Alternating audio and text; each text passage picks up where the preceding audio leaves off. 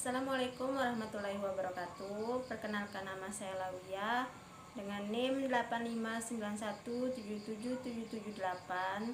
Saya dari UPBJJ UT Mataram.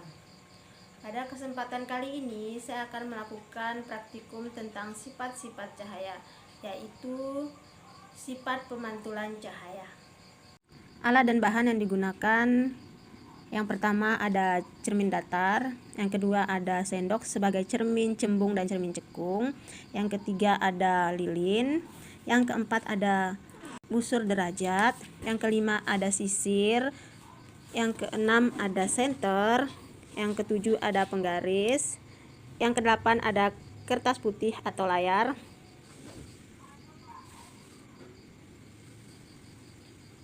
Langkah pertama, saya sudah menyusun lampu senter, celah cahaya, dan cermin datar. Kemudian saya sudah menyalakan lampu senter dan mengamati jalannya berkas cahaya sesudah mengenai cermin datar. Di sini dapat kita lihat sinar datang lalu dipantulkan. Sudut pantul pasti sama dengan sudut datang. Hal ini membuktikan bahwa sudut pantul dan sudut datang membentuk sudut yang sama besarnya terhadap garis normal. Jadi kesimpulannya sudut I sama dengan R. Selanjutnya saya akan membuktikan bunyi hukum Snellius dapat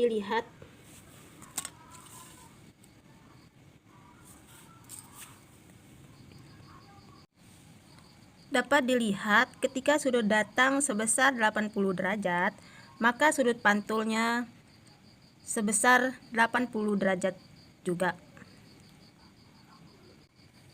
Dapat dilihat juga jika sudut yang dipantulkan 60 derajat, maka sudut datangnya pun 60 derajat.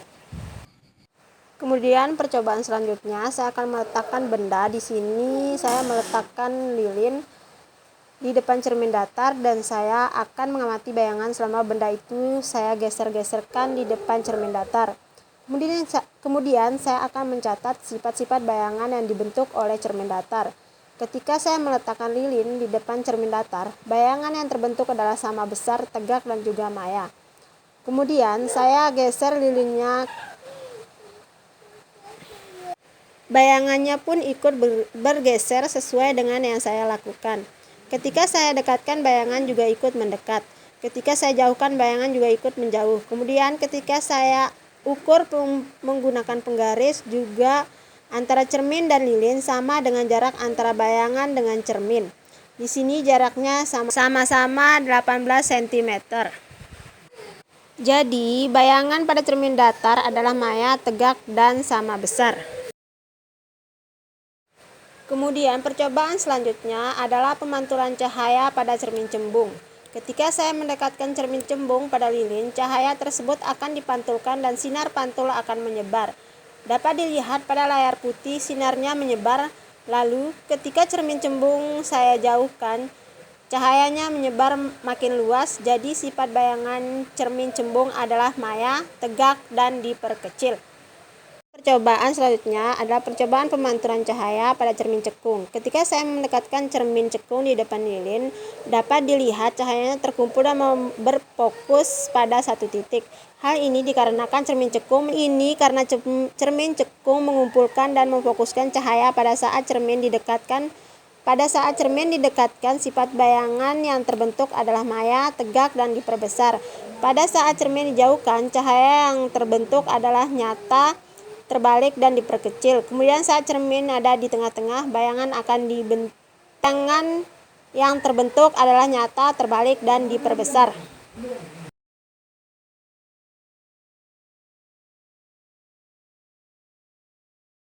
Selanjutnya saya akan mengukur jarak benda dan jarak bayangan pada cermin cekung. Untuk pengukuran pertama, antara jarak bayangan dengan lilin adalah 12 cm, sedangkan jarak lilin dengan cermin adalah 5 cm. Pada pengukuran kedua, saya mengubah jarak lilinnya setelah saya ukur jarak bayangan dengan lilin adalah 18 cm. Kemudian untuk jarak lilin dengan cermin saat saya ukur jaraknya adalah 10 cm.